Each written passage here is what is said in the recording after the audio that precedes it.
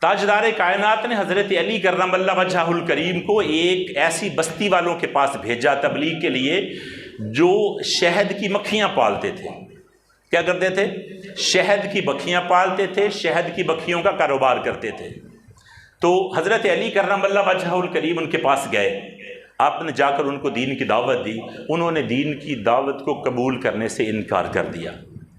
حضرت علی کرم اللہ وجہہ الکریم نے شہد کی مکھیوں سے کہا، شہد کی مکھیوں، ان لوگوں نے اللہ اور اس کے رسول کے دین کو ماننے سے انکار کر دیا ہے، تم یہاں سے کہیں اور چلی جاؤ۔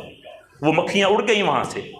اب ان کا کاروبار ٹھپ ہو گیا، کیونکہ وہ تو شہد کی مکھیاں پالتے تھے، شہد بیچتے تھے۔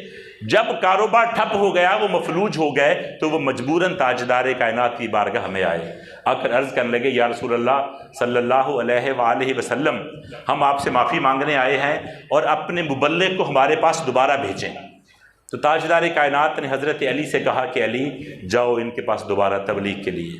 حضرت علی ان کے پاس گئے، آپ نے جا کے ان کو کلمہ پڑھایا۔ جب وہ سارے مسلمان ہو گئے تو حضرت علی نے بآواز بلند ارشاد فرمایا، کہا مکھیو، نبی کے صدقے سے واپس آ جاؤ، اب یہ اللہ اور اس کے رسول کو ماننے کے لیے تیار ہو گئے ہیں۔ مکھیاں فوراً واپس آ گئیں۔